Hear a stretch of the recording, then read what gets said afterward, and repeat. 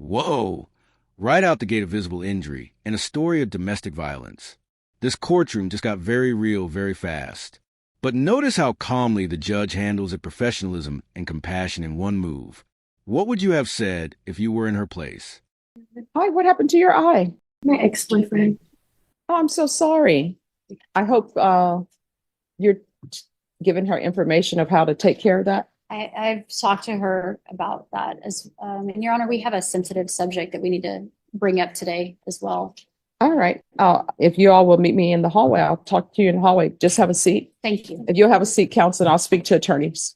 Nice to meet you hall. too. So you're the father? I am. Okay. All right. So this is what I always tell parents. And I used to be a defense attorney, so I know how it is with parents. When parents have children, their child can be 30, their child can be 40, that's still their baby, and they want to be involved. And it's especially true when you have a child who is young, 17, 18. But here's the thing, in this world, they're all considered adults. Okay. And when they have a Here comes a key legal point. The judge is explaining attorney-client privilege. Basically, what's said between a lawyer and their client stays private. If a parent joins that talk, it breaks the shield, and they can be called as a witness. A big no-no in court. attorney or something, the relationship is between them and their attorney. I used to have to tell parents all the time because sometimes the parents would hire me. And I used to have to sit down with parents and say, hey, you've hired me, you're paying me, but that's the end of our relationship. You can't be a part of discussions I have with my client because guess what? I would tell them, if you're a part of discussions I have with my client, then there's no attorney-client privilege. And you know what ends up happening with that? When there's no attorney-client privilege, guess what? You can be called as a witness. Anybody who's in that room having a conversation, it's all fair game. They can be called as a witness. And maybe sometimes there is something that maybe a client wants only their attorney to know, and they don't want other people to know. But when parents are in the room, guess what?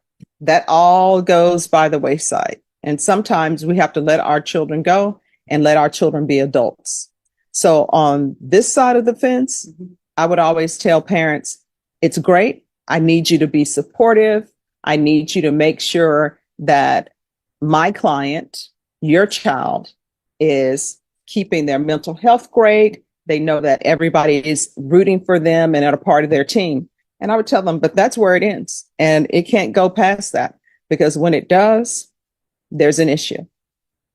And let me just tell you my experience with one case I had in the past. Had this client very young. Mother wanted to be 100% in the conversations, even though I would tell them, hey, you shouldn't be in this conversation and you cannot be talking to your child about what happened because guess what? You can be called as a witness. They wouldn't listen to me. And so when it came time to do a plea bargain agreement, the parent is in the hallway. And I can tell you this because they were in the hallway shouting. So everybody heard. So it's not confidential. So they're like, I want my child to do A, B, and C. And you know, I told them, I said, that's your child's choice. Because guess what? If your child chooses A, B, or C, and if something ends up happening and they end up going to prison, the judge is not going to say, you know what? Your child only chose A, B, and C because of you. So we're going to let you suffer the consequences. You understand? I do. And for some reason with attorneys, people assume that being an attorney is easy and being a doctor is so much differently. Because if you go to see a doctor and you get a second opinion and a doctor tells you, oh yeah, your child needs a heart transplant, or oh yeah, we need to take the appendix out. A parent doesn't go to that doctor and say, well, I want to look at everything and let me just tell you how I think this appendix should be taken out. The person depends on the doctor, that the doctor knows what they're doing. And that's the same case. That's the same situation with these cases. And everybody needs to understand that. Cannot be crossing lines. Does everybody understand? Understand? I understand it. All right. So that's the way it's going to be. So this is what's going to end up happening. We are going to come back and we're going to come back on June 27th. Counsel, is that enough time? Yeah. Yes, Your Honor. All right. So we're coming back on June 27th. And let me just tell you the way this court is Oh, run. well, you say 27th or 22nd? 27th. I'm double booked. I've got a hearing on the 27th. Okay. But All right. We can bring it back on the 24th. yes, thank you. All right. So we're going to come back on June 24th. This is the way things run in this court. I make sure that everybody has the discovery. So when the defense counsel and everybody tells me I've received all the discovery, next thing I do, I require the state to tender an offer to the defense.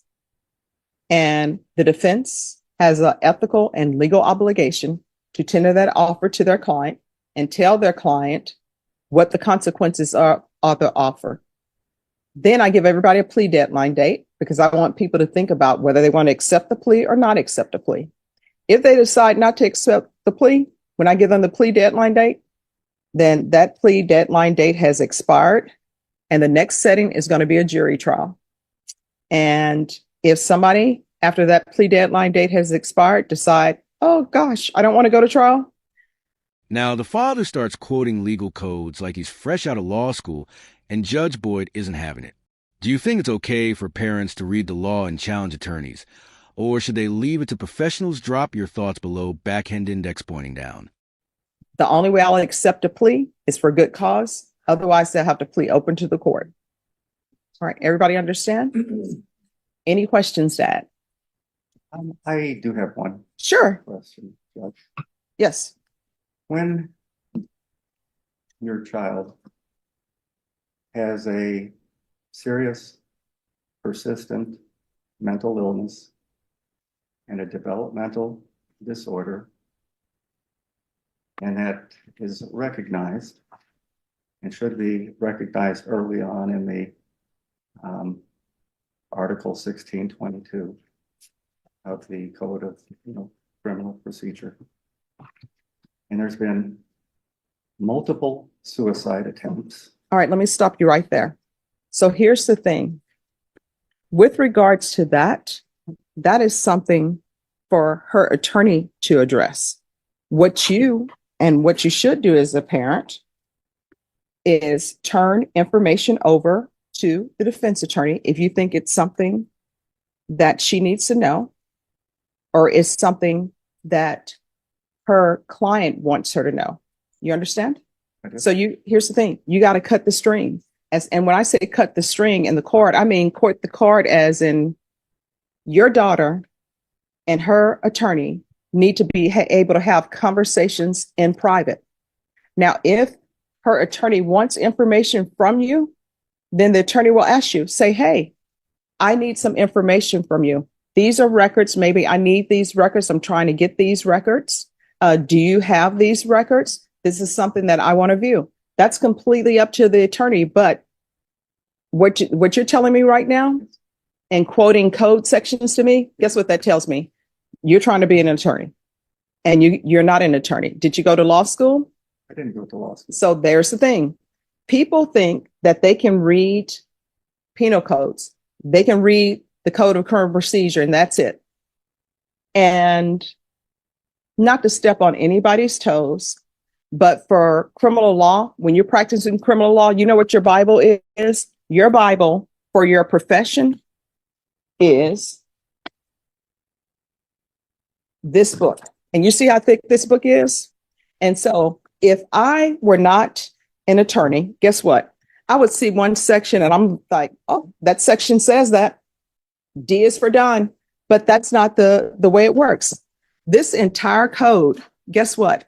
You may read something in this section and still you have to go to this section because it all relates to it. It's similar to the Bible. And let me bring the Bible up for you. Some people will just read one section of the Bible and guess what? When you read that one section, that same person who is listed in that one section, there's somebody else in a different book that has something about that person in the other section. So when you just come away with one part of that section, you think, oh, I'm done, and you're not. And that's why you have to study this forward and backwards. And how many years have you been an attorney? Over 20, and I'm board certified in criminal law. All right. Over 20, board certified in criminal law. So when people are throwing code sections out to her, let me just tell you, I know her. Every attorney in here knows her, and all attorneys know each other because when you've been in Bexar County practicing for This analogy is gold. The judge just compared legal advice to McDonald's fries and pouring concrete cheese, reminding everyone that expertise matters. You wouldn't tell a chef how to cook.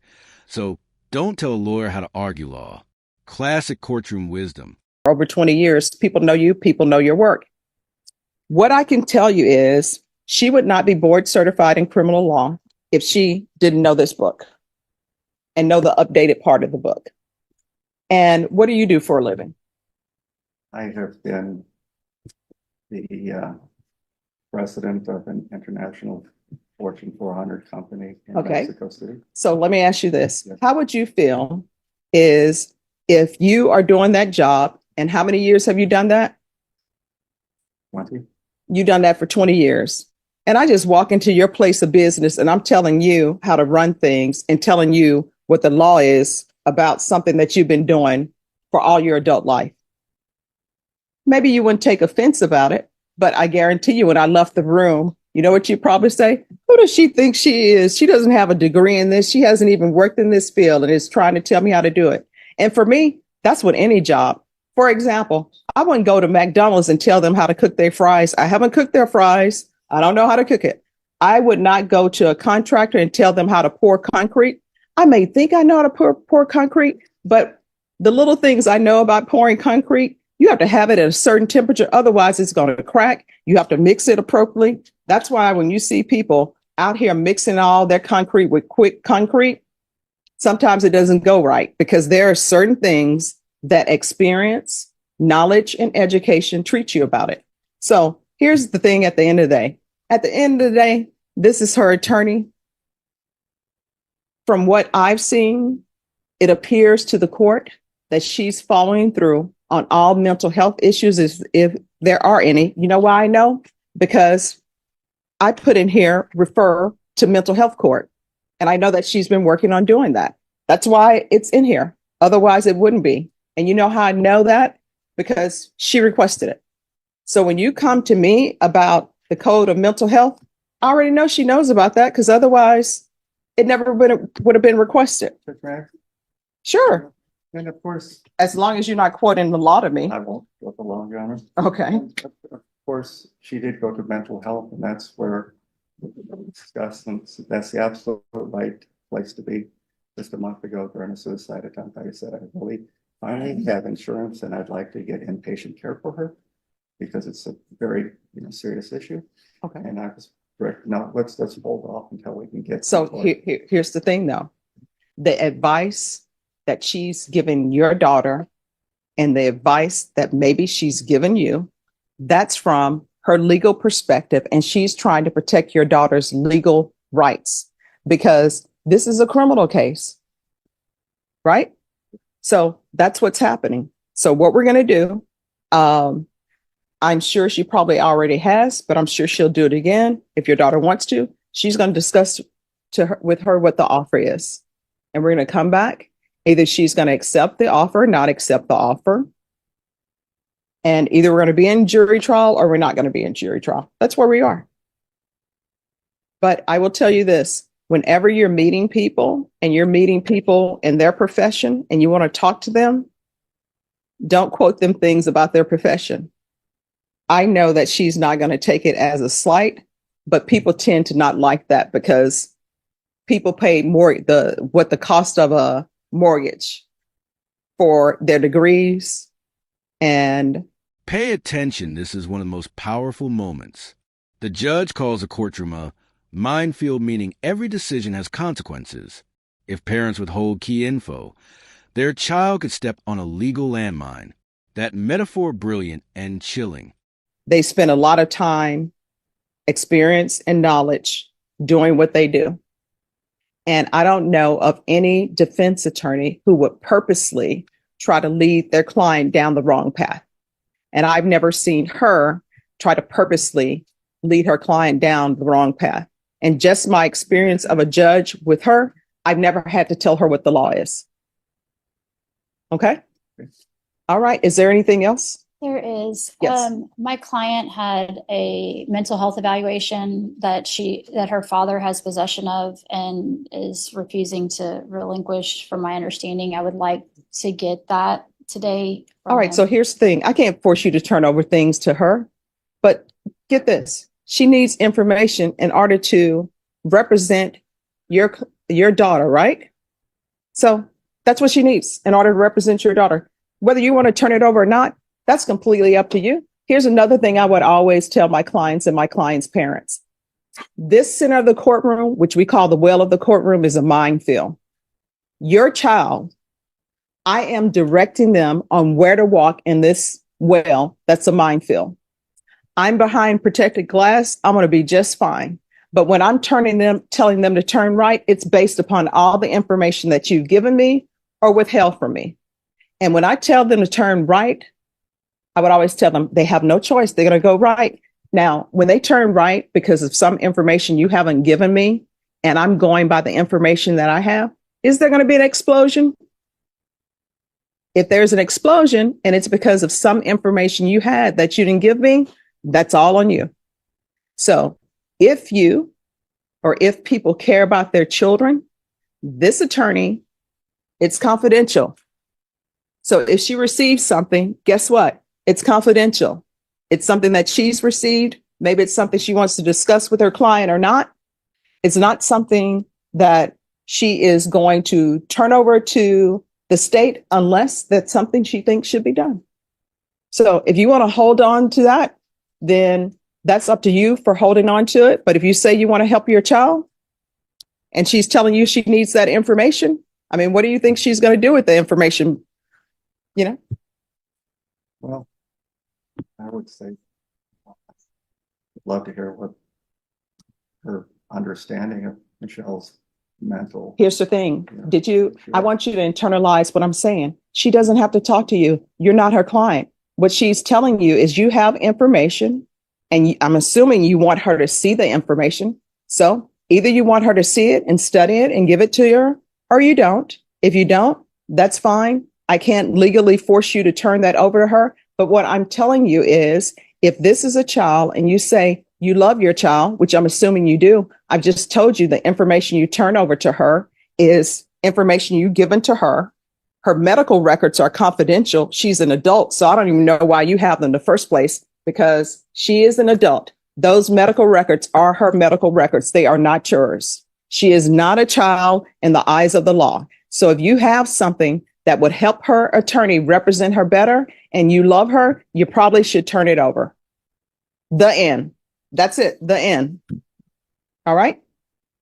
So either are you going to turn that over to her or not? That's either yes or no. I'm going to give it to my daughter. If she wants to, it's a client, privilege between the two, and if she wants to. All right. So just hand that over to your daughter now then.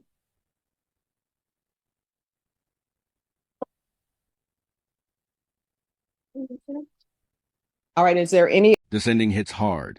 The judge reminds a father that love means letting go, not controlling. She draws a line between care and interference with stunning clarity. What do you think? Was a judge too firm or perfectly fair? Let's discuss it in the comments. Other documentation that are medical records that belong to your daughter. And when I say belong to your daughter, her name is on it and it's related to her treatment. Do you have anything else? Not with me. All right. So this is what you need to do. Again, I can't force you to do it. Her medical documents are her medical documents. And do not interfere with her and her attorney relationship. You understand? So you can't give her her documents and then say, oh, I don't want your attorney to have it, or I don't want this to occur. You need to be a part of her having great mental health. And the way to do that is not put stressors on her. And don't put stressors on her by interfering with her relationship with her attorney. Because guess what? This atmosphere, being on the criminal side, is already stressed enough, whether somebody committed an offense or not. Can you imagine the stress that people have because they think maybe they're going to prison? People in the box, guess what? They're over there. They're brought over from the Bexar County Jail, not on bond, can't make bond or something else. Even though you may say, oh, my daughter's not like those people. or my daughter doesn't have criminal history, guess what? Even if there's somebody on that box who's been to prison before, guess what? Their heart is still beating fast because they don't know if they're going to go back to prison or not.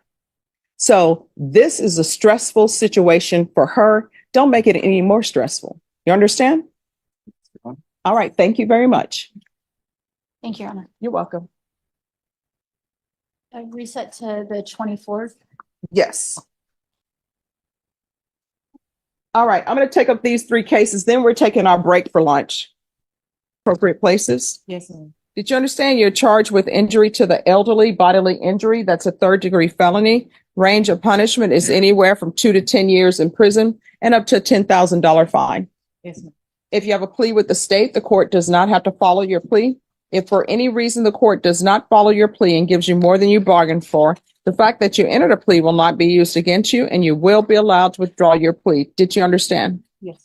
Did you understand you have a right to jury trial, a right for you or your attorney to cross-examine and confront any witnesses the state would call in the right to remain silent?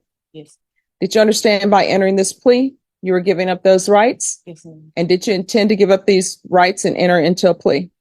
Yes, ma'am. Did you understand that the court would grant your application for deferred adjudication? If for any reason your deferred adjudication were revoked, the court could find you guilty, sentence you up to 10 years in prison, and up to a $10,000 fine. Yes. Off the record for a moment. Susan. Oh, no, it's not a problem. This system is new and it's taking us a while, but we're going to be just fine. We're back on the record. Counsel, has your client been able to provide you with any defenses? She has, Judge. Do you believe she has a rational as well as a factual understanding of the charges against her? I believe she does, Your Honor. Do you believe she's currently competent and was legally sane at the time of the offense? Yes, ma'am. Ms. Holmes, has anyone threatened you, coerced you, or placed you in fear to get you to enter the plea? No, no. Anyone promised you anything other than the plea? No. Are you satisfied with the way you've been represented? Yes, ma'am. I'm sorry, what? Yes, ma'am. Are you a U.S. citizen? Yes, ma'am. Court will find that defendant has knowingly and voluntarily waived her right to jury trial. Did you review the plea bargain page with your attorney? Did you understand it? Yes, ma'am. According to the plea, state is recommending deferred adjudication. They're taking in consideration 2023 CR 8418, and there's to be restitution of $3,700.85 to John Ripley. Did you understand that to be the plea? Yes, ma'am. Defense? Yes, Your Honor. State? It is, Your Honor. Did you review the waiver of appeal paragraph with your attorney? Did you understand it? Did you sign it in both places? Yes, ma'am. Did you understand by signing that you're waiving your right to appeal? The only items that can be appealed are written pretrial motions that have been filed, heard, and ruled upon by the court. Did you understand? Yes, ma'am. Counsel, are there any such motions? No, Your Honor. Outside the agreement, the state is requesting that your community supervision be for a term of 2 years.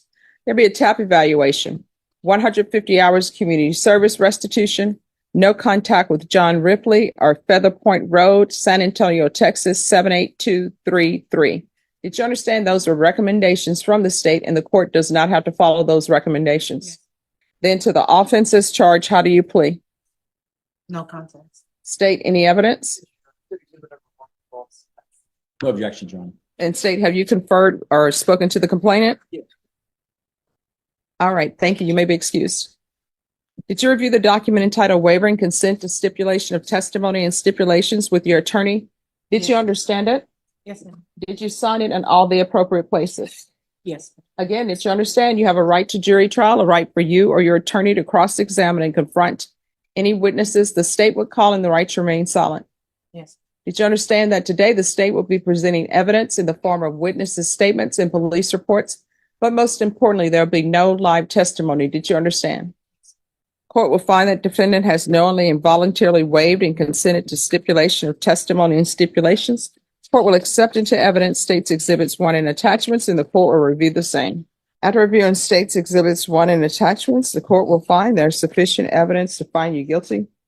Court will defer finding of guilt as you've applied for deferred adjudication. Are you proceeding with sentencing? Yes, Your Honor. Anything you wish to say on behalf of your client? Yes, Your Honor. My client has obviously, since this case occurred back in July of 22, she's obviously stayed out of trouble, Your Honor. She's been to court. She is going to school. She's becoming a business, but nevertheless. Esthetician. Currently she works as an esthetician, which is my understanding is skincare. Mhm. And that's what she does for a living, but she's also going back to school to get her degree in business administration. She has two children, a 15-year-old, a 17-year-old that she takes care of. And this is a difficult case, obviously, for her judge. This is a true no contest plea, and this is what she believes is in her best interest. She wants to get off probation as soon as possible, do everything she can, Your Honor. So we just ask you to grant this and get closure on this. All right. So, Ms. Holmes, you understand when people ask you to leave their property, whether you think you're being evicted legally or not, it's always best to leave and then just handle things civilly. So if this were a case where you didn't think you were being evicted properly, all you had to do was, you know what? I'm going to file a civil case. And it appears that it is not a civil case that would be filed in district court based upon what the amount is. So you would just go to one of the JP courts and you just file it. And there are plenty of people who file that every day. And that's how you solve that, as opposed to coming here. Now you have all of these extra fees and you have this. You understand? Yes, ma'am. So, of course, I always have to ask this question. The piercings underneath the lip, were those painful? No, ma'am. I Okay. didn't get them at the same time either. I got them over a period of time. So what order did you get them? What was the first one? I had got this one, I was like 16, Mhm. and I got this one, I was like 19, and then I just got this one, and it's just compliments when I smile. Oh, okay. I'm always wondering. And the tattoos, what are the symbols for those? It's really not too much no symbols, butterflies, music symbol. I play the piano, Oh, wow. Bible verses. I grew up in the church. See, I always wanted to play the piano, and I was going to take it as an elective in college because everybody's like, it's an easy elective. Okay, I'm in a class that's supposed to be for beginners. Everybody in there had a piano at their home and had been playing forever. They were truly taking it as, yes. I couldn't even answer because our professor would say, in order to answer the roll call, you had to play the note he wanted you to play. I'm like, yeah, I'm out of Drop here. that class. I dropped it, but I dropped it before they were going to give me a W. There you go. I saw the writing on the wall before the end of the week. I was like, no. Judge, as you know, you two that want to learn piano, YouTube will teach you immediately. All right, we're going to see. Well, don't put professors out of business.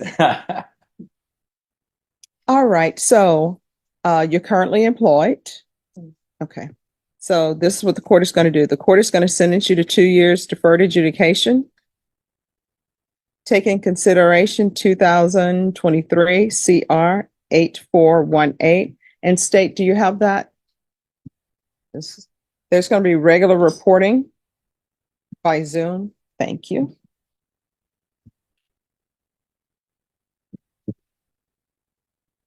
On the person. Thank you. There's going to be regular random UAs. I always have to tell people who are new to probation, when you're on probation, you're not allowed to drink alcohol at all, even at your own home. You're not allowed to do marijuana, even at your own home, because what that's going to result in is a positive UA. And people think these are my rules. These are the rules that the legislatures have put in place. So if you're UA today, is everything going to be fine?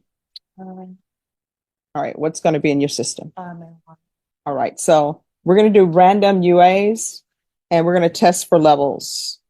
So those levels need to start going down. You understand? And do not, if they file a motion to revoke because your levels are increasing, do not come back to the court saying you were around people who were smoking, because you have children. You shouldn't be around people who are smoking because it gets in your clothes and children end up smelling like marijuana. Their clothes smell like marijuana. And then children who are at school tend to tease them. And we don't want that. There is to be 150 hours of community service restitution. May I speak to that, Judge? Yes. Is it possible if she can show semester grades going towards her business administration degree that can satisfy some of that community service? I was just about to say, Thank you, Judge. thank you. ESPN. The community service hour, yeah, we're here. The community service hours will be waived once she provides proof of her BA. And honestly, you should be able to finish that, hopefully, before your community supervision has expired. But if you show the court that you're actually taking classes, and when I say take classes, your attorney know I will mean this, not just one class a semester. You understand? And I understand that you work. I understand that you have children. So for you, it's going to have to be at least 4 hours a semester. And that's not full time. For this court, at least 8 hours is full time. But because of everything that you have going on in your life, probation, she needs to do at least 4 hours per semester. There's to be anger management.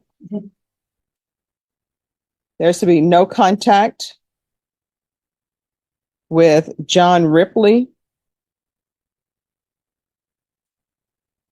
or the address on Feather Point Road.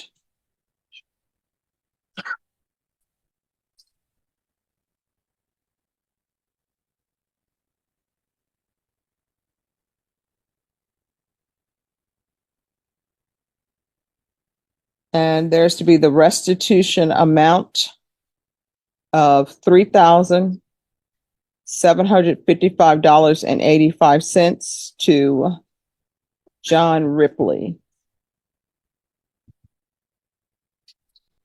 And there's to be field visits 1 time per month for 2 months. Probation, is there anything else?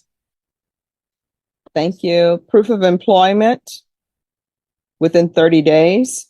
There's to be no employment as a home health care provider or with minors.